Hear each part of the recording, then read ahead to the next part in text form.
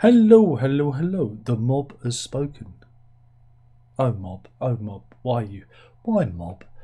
And it was Demons and Wizards by Uriah Heep which won the last poll. 39%, 137 votes, with a tie for second place between Songs of Drella and The Strangler's Dark Matter.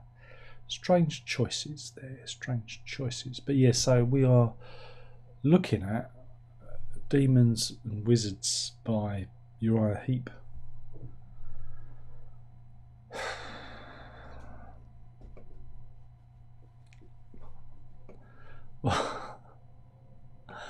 What? It's the band's fourth studio album, released originally May 1972. As you can see, as he pulls the artwork back up, his sleeve was designed by Mr. Roger Dean.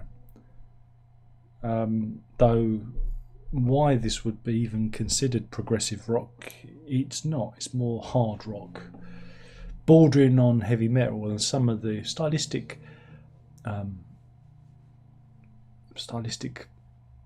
flourishes you can probably hear in other bands later on. Iron Maiden, there was some vocal stuff there that kind of reminded me of Little Dicky from Iron Maiden.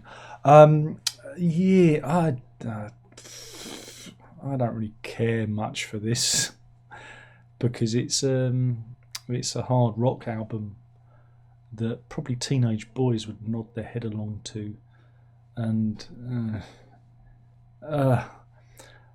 though I have to say, Mick Box, the guitarist, who is a Walthamstow lad from my neck of the woods, and I remember reading about him, because whenever there's a local band, they're kind of celebrated in the local press. So,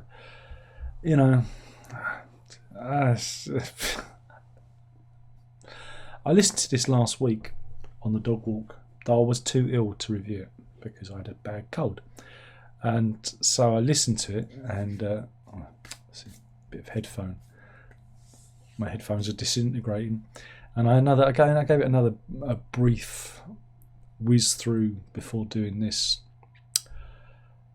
I'm surprised this album reached number 20 in the UK charts and number 23 in the US. I'm surprised at that because it's that sort of dopey, plodding, heavy rock that you expect from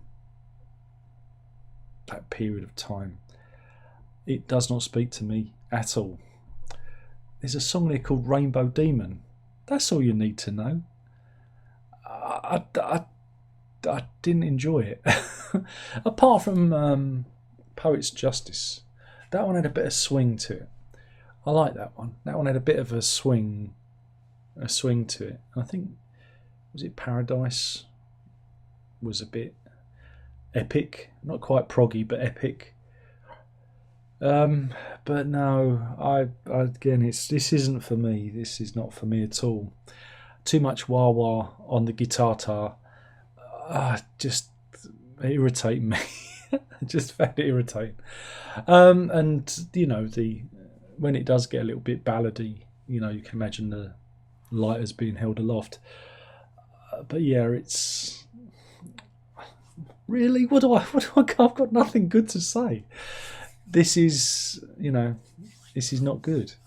This is not good. For me, it's not good for me. It's not good for me. I don't like this kind of music because I don't feel like there's nothing really individual. They're not like Zeppelin or Deep Purple. Where there are characters there. This is very much, I don't know, third division. Oh God, you've alienated all the Uriah Heep fans. This is very much a third division band. I've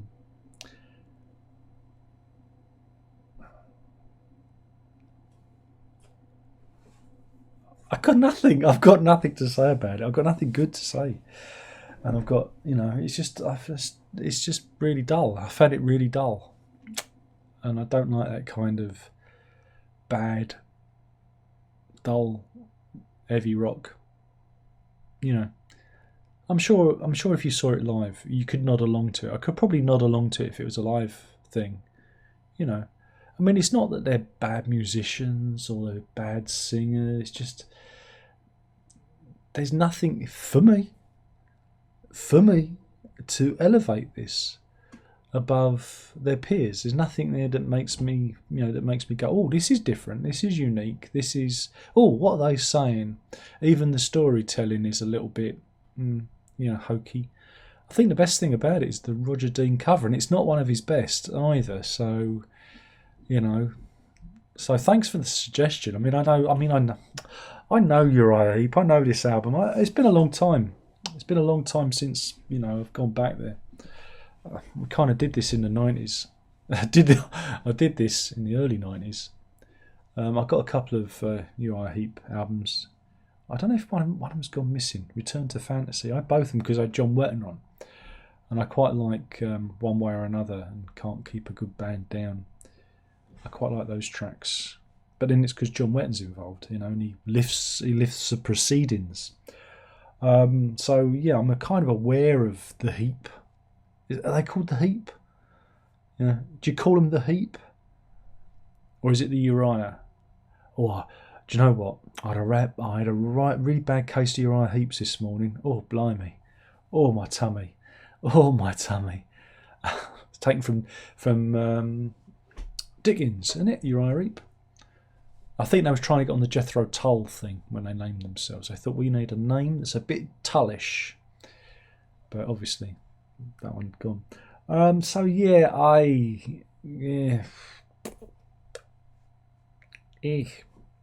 But yeah, it did really well. I mean, I can't knock it. It got to number 1 in Finland.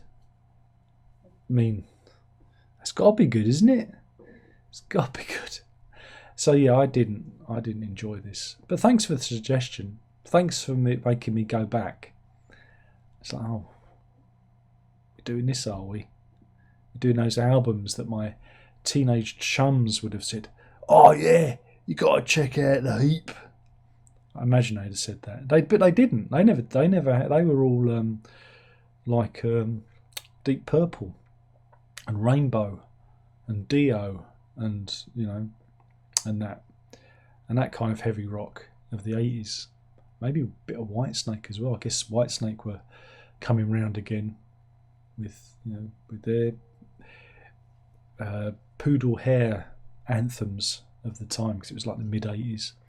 So, but yeah, he wasn't really on the radar. But when I was record hunting, I came across them back in day. So yeah, not really for me. Thanks for the suggestion. Yeah, that's it. So I've been talking about Demons and Wizards from the Uriah Heep, or the Heep as we call them. Some of it did remind me of Spinal Tap. I'm just saying. And a bit of a Spinal Tap sound to it. And like I said, it's their 4th album, released in 1972. The only good thing about it, 39 minutes 40 seconds long. Perfect. But a bit sludgy. And nothing to really elevate it, into the big leagues. And I'm surprised it did as well as it did. I'm surprised.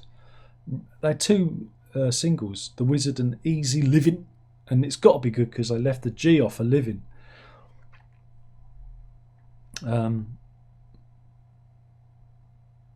It's the first hit in the United States, peaking at number 39. There you go. But in the Netherlands, reached number 5. So there you go. That's Easy Living for you. James Last did an instrumental cover of that song in 1972. There you go. So there you go. That's that done. Thanks, guys. And yes, leave your suggestions in the comments box below, and I will put up a poll and we'll do it again. We'll do this again. This seems to be working.